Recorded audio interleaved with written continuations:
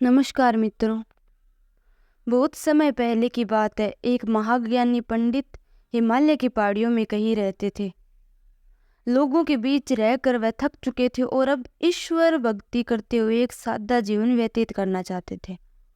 लेकिन उनकी प्रसिद्धि इतनी थी कि लोग दुर्गम पहाड़ियों, संकरे रास्तों, नदी झरनों को पार करके भी उससे मिलना चाहते थे। उनका मानना था कि यह विद्वान उनकी हर समस्या का समाधान कर सकता है। इस बार भी कुछ लोग ढूंढते हुए उनकी कुटिया तक आ पहुंचे। पंडित जी ने उन्हें इंतजार करने के लिए कहा। 3 दिन बीत गए। अब और भी कई लोग वहां पहुंच गए।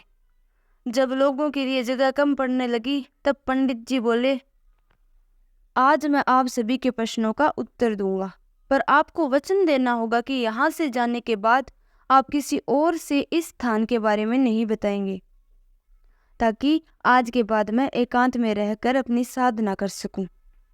चलिए अपनी अपनी समस्या बताइए।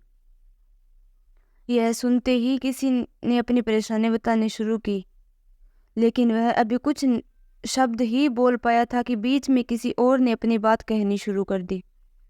सभी जानते थे कि आज के बाद उन्हें कभी पंडित जी से बात करने का मौका नहीं मिलेगा, इसलिए वे सब जल्दी से जल्दी अपनी बात रखना चाहते थे। कुछ ही देर में वहां का दृश्य मछली बाजार जैसा हो गया और अंततः पंडित जी को चीख कर बोलना पड़ा, कृपया शांत हो जाइए। अपनी अपनी समस्या एक पर्चे पे लिखकर मुझे दीजिए। सभी ने अपनी अपनी समस्याएं लिखकर आगे बढ़ा दी।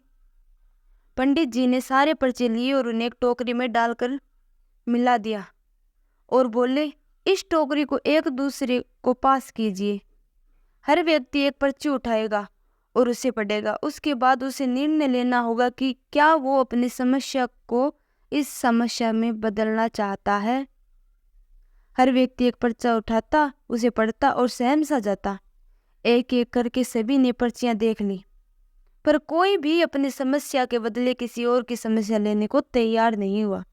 अब सबका यही सोचना था कि उनकी अपनी समस्या चाहे कितनी ही बड़ी क्यों न हो, बाकी लोगों की समस्या जितनी गंभीर नहीं है। 2 घंटे बाद सभी अपनी अपनी पर्ची हाथ में लिए लौटने लगे। वे खुश थे कि उनकी समस्या उतनी बड़ी भी नहीं है जितना कि वे सोचते थे। मित्रों, ऐसा कौन होगा जिसके जीवन में एक भी समस्या न हो? सभी के जीवन में समस्याएं हैं। कोई अपने स्वास्थ्य से परेशान है, कोई धन की कमी से। हमें हर बात को स्वीकार करना चाहिए कि जीवन है तो छोटी बड़ी समस्याएं आती ही रहेगी। ऐसे में दुखी होकर उसी के बारे में सोचने से अच्छा है कि हम अपना ध्यान उसके निवारण में लगाएं, और अगर उसका समाधान ही न हो तो अन्य उत्पादक चीज़ों पर अपना ध्यान केंद्रित करें। हमें लगता है कि सबसे बड़ी समस्या हमारी है, पर यकीन जानिए इस दुनिया में लोगों के पास इतनी बड़ी बड़ी समस्याएं हैं कि हमारी तो उनके सामने कुछ भी नहीं है। इसलिए ईश्वर ने जो भी दिया है उसके लिए धन्यवाद दीजिए और एक खुशहाल जीवन जीने का प्रयास कीजिए। धन्यवाद।